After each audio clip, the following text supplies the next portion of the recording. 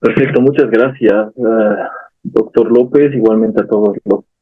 expositores que previamente me han antecedido. Y efectivamente ahora lo que vamos a hacer, y aprovechando el tiempo de poder estar en este networking, como comentaba nuestro anterior colega, y precisamente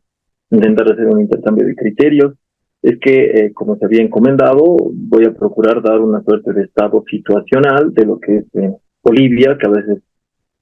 tenemos que verlo como un reto, el hecho de que a veces se ve el vaso medio lleno y no medio vacío, en realidad de que hay algunas estadísticas que voy a compartir, y aprovechando ya el tiempo, he intentado diagramar un enfoque cualitativo y cuantitativo en cuanto a el estado de situación de aplicación de derechos digitales e inteligencia artificial en la región latinoamericana, enfocándome precisamente en nuestra realidad. Entonces, precisamente, a ver, estoy empezando menos cuarto para respetar el tiempo y he preparado una breve presentación. El punto de partida es que a veces entre colegas también del derecho y entre otros de la comunidad latinoamericana pareciera que los países denominados en vías de desarrollo, como está el segmento de Bolivia, se dice ya no hay nada avanzado, no se habla de derecho informático, menos de inteligencia artificial. Sin embargo, esto no es necesariamente cierto, porque partimos de la premisa de que en Bolivia existe un fenómeno que yo lo he denominado así, y siempre me gusta mencionarlo, que hay una hiperdispersión normativa en este fenómeno. Es decir, hay una mención en un reglamento, en una normativa, en una adenda de resolución ministerial, en alguna ley o en algún artículo de alguna ley, etcétera, etcétera, ¿no? Entonces,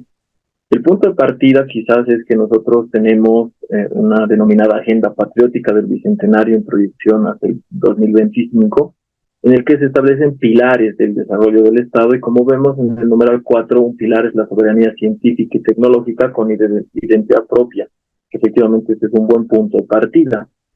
Obviamente esto siempre hay un contraste con lo político partidario, en el hecho de que efectivamente, miren esta frase del vicepresidente en el aniversario de Bolivia, que dice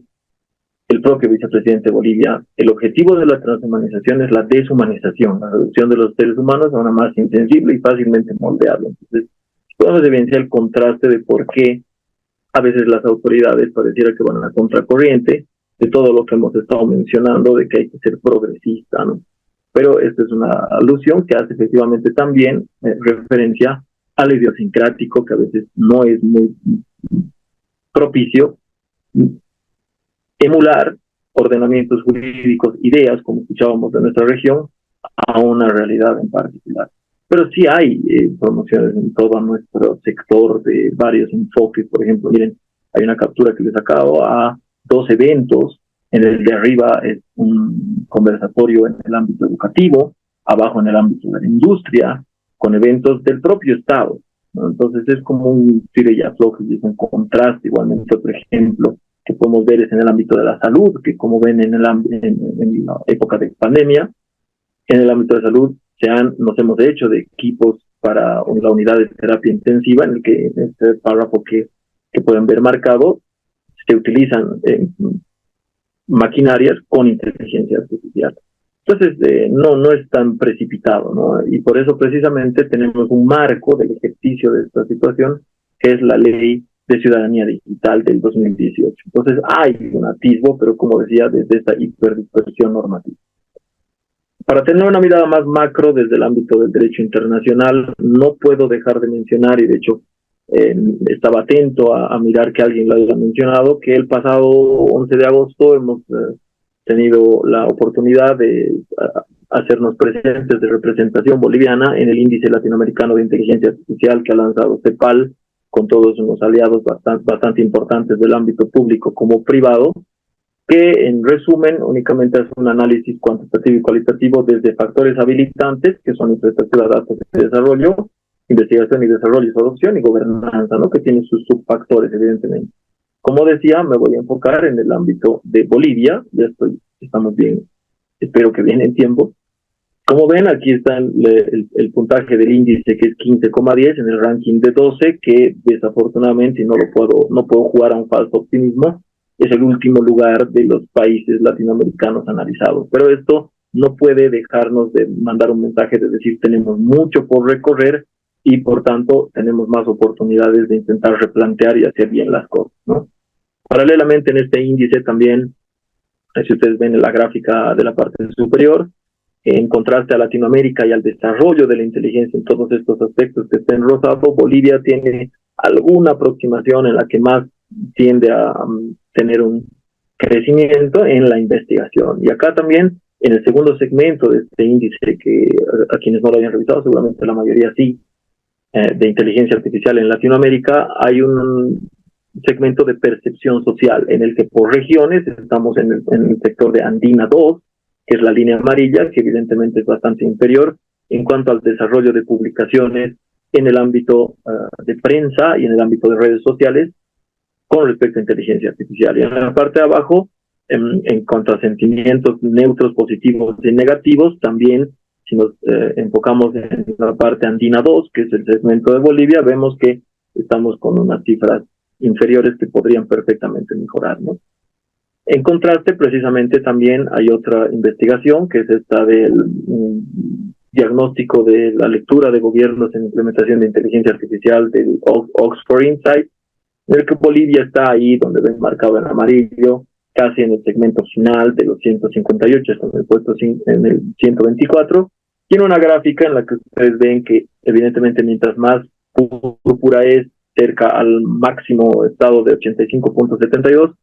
mientras menos color tiene, menos desarrollo de implementación en cuanto a parámetros específicos de inteligencia artificial. Estamos específicamente con 32,26 ahí en la gráfica que ustedes ven. Y en la de abajo, que sí es bastante interesante de tenerse a mirar, es que hay una estadística en cuanto a regiones en las que hay cuánto se ha desarrollado en cuanto a la región en inteligencia artificial. Y vemos que Latinoamérica es este verde agua, que está bastante por debajo del 20%, pero que ha habido un antes y un después en pandemia, ¿no? Y gráficas interesantes también. Lamentablemente en Bolivia, acá como vemos, tiene cifras bastante bajas en cuanto a la gráfica de abajo, de trabajos que se pueden sustituir en inteligencia artificial y diferentes capacidades de desarrollo por segmentos, ¿no? Que acá se puede ver con mayor detenimiento. Algo que sí llama la atención es que en el grado en que falta la claridad, controles, contrapesos, responsabilidades y un compliance en general, hay 4 segmentos de países fuertes, moderados, débiles y que no responden, y lastimosamente Bolivia también, en cuanto a las políticas públicas que debemos replantearnos, está en el segmento de que no responden. Pero en paralelo, efectivamente, nosotros tenemos un plan digital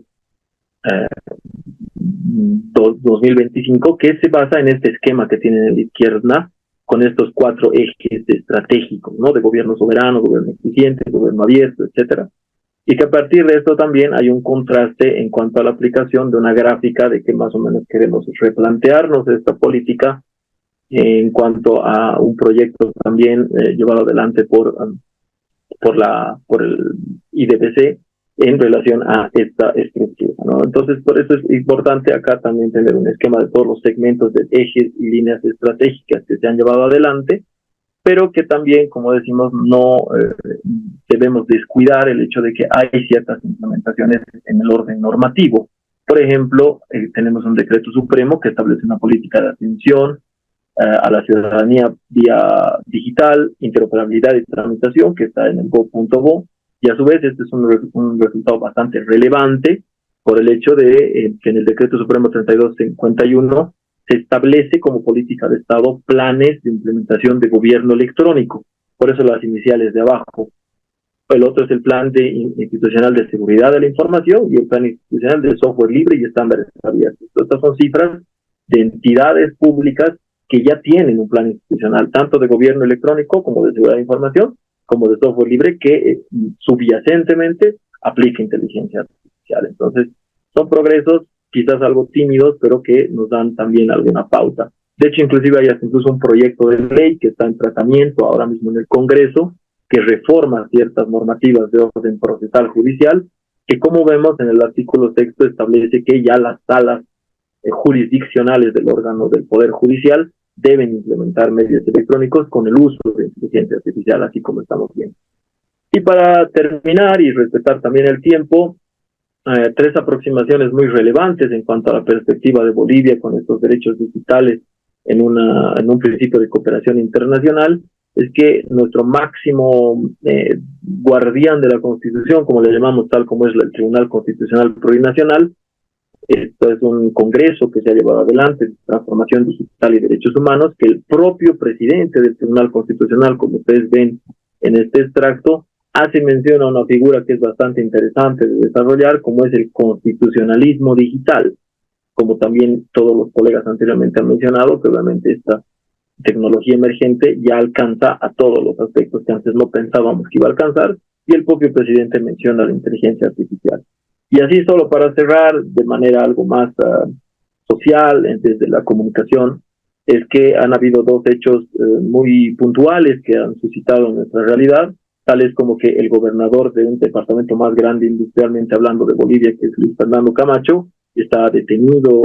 en una cárcel cerrada por ahora, y ha publicado en su Twitter, ahora ex, un mensaje por inteligencia artificial. Y para cerrar, que lo pueden encontrar en medios, una sala constitucional para resolver un amparo ha resuelto la sentencia con el chat GPT, y así abiertamente lo han publicado, que ha sido muy criticado. Entonces tenemos ahí un esquema en lo social, en lo normativo y en cuanto a los índices de contraste, para tener un progreso y retos conforme a la carta y a todo lo mencionado por nosotros. Gracias.